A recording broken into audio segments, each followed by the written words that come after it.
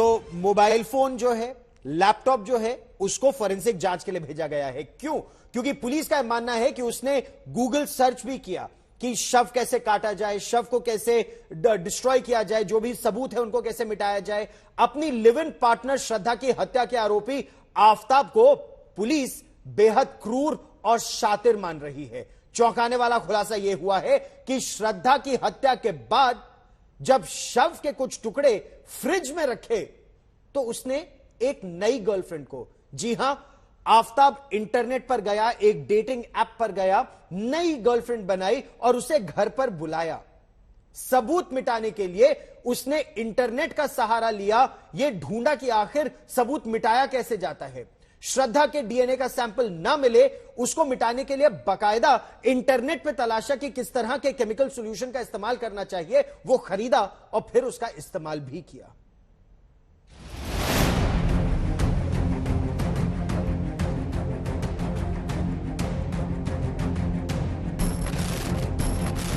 Yes, I killed her. Police के मुताबिक सिर्फ अंग्रेजी में बात कर रहा आफताब इन्हीं शब्दों में श्रद्धा के कत्ल का इकरार कर रहा है। आफताब श्रद्धा को क्यों मारा? आफताब क्या गुस्सा था श्रद्धा से? मगर अब तक की पूछताछ और जांच में एक बेहद चौंकाने वाला खुलासा हुआ है। पुलिस के मुताबिक 18 मई को ही आफताब ने गला दबाकर श्रद्धा की हत्या कर दी थी। अगले 3 महीने तक वो धीरे धीरे शव के टुकड़े ठिकाने लगाता रहा। थोड़ा ठीक से पूछताछ हुई, सस्टेन्ड इंटरोगेशन हुई, क्वेश्चनिंग हुई, तब उसने बताया कि लड़की को उसने मार दिया था। लड़की गला दबाया पहले, फिर लड़की बॉडी डिस्पोज ऑफ कर दी।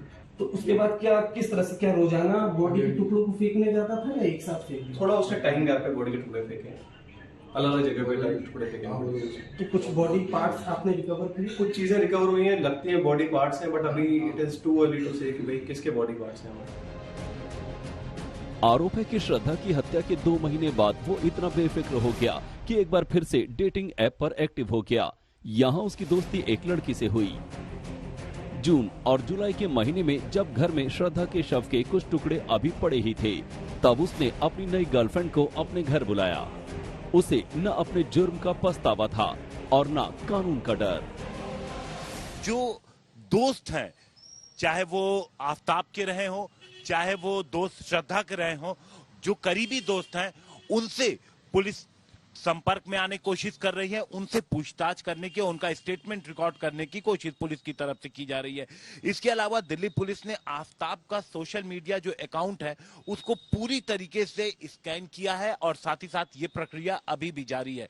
इसके पुराने जो भी रिलेशनशिप रहे हैं आफताब के, जितनी भी गर्लफ्रेंड रही हैं, उनके बारे में पुलिस जानकारी जुटा रही है।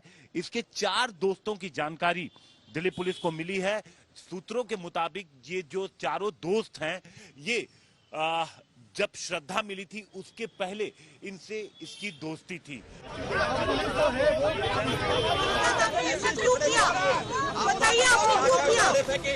हत्या वाले दिन क्या हुआ, इस बारे में भी पुलिस के हवाले से रोंगटे खड़े करने वाली जानकारी मिली है।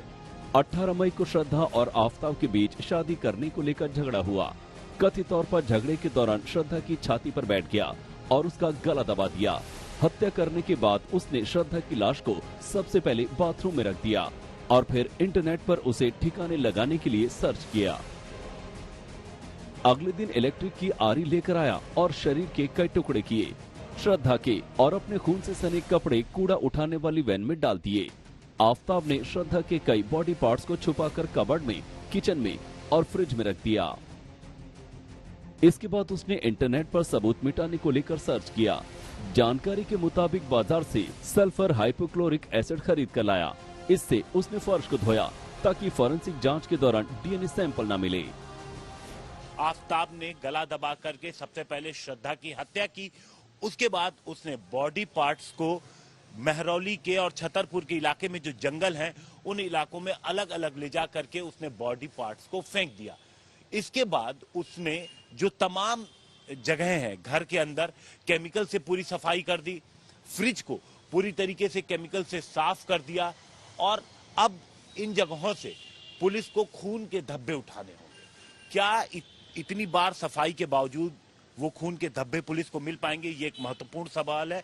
यहाँ पर पुलिस की जांच फॉरेंसिक टीम के ऊपर टिकी हुई है कि किस तरीके से फॉरेंसिक से उन्हें मदद मिल पाती है। पुलिस के मुताबिक आफताब ने शेफ की ट्रेनिंग ली थी। हत्या के अगले 2 दिनों तक वो शव के टुकड़े करता रहा। अगले 3 महीने तक उन्हें ठिकाने लगाने के साथ ही उसने श्रद्धा के सोशल मीडिया अकाउंट्स को भी अपडेट किया ताकि किसी को शक न हो। श्रद्धा अपने सोशल मीडिया पर काफी एक्टिव रहती थी। आफताब सोशल मीडिया पर श्रद्धा बनकर ऐप और उसके दोस्तों के साथ 9 जून तक चैटिंग करता रहा। श्रद्धा के दोस्त ने बताया था, तब हम लोग को फिर लगा कि इसने ही कुछ किया होगा, क्योंकि अगर मिसिंग हो गई है तो उसको इन्फॉर्म करना चाहिए था खुद को, हमें या उसके घर पे माता पिताजी को या फिर पुलिस को ये इन्फॉर्म करना जरूरी था उसको। तब उसने सब बातें छुपाई।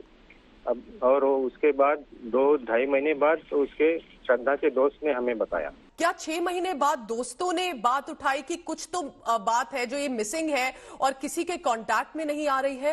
यही तो उसके दोस्त ने ही बोला कि ये बात उसने बताना चाहिए था, तो वो क्यों नहीं बता पाए, ये मुझे बताना पड़ा। इन शातिराना तरीकों से ही उसने पुलिस को 6 महीने तक चकमा दिया, मगर उस दिन जब पुलिस ने उसके दरवाजे पर दस्तक दी और उसका सामना सबूतों से कराया तो उसकी सारी चालाकी हवा हो गई। अरविंद ओझा के साथ हिमांशु मिश्रा, दिल्ली आज तक।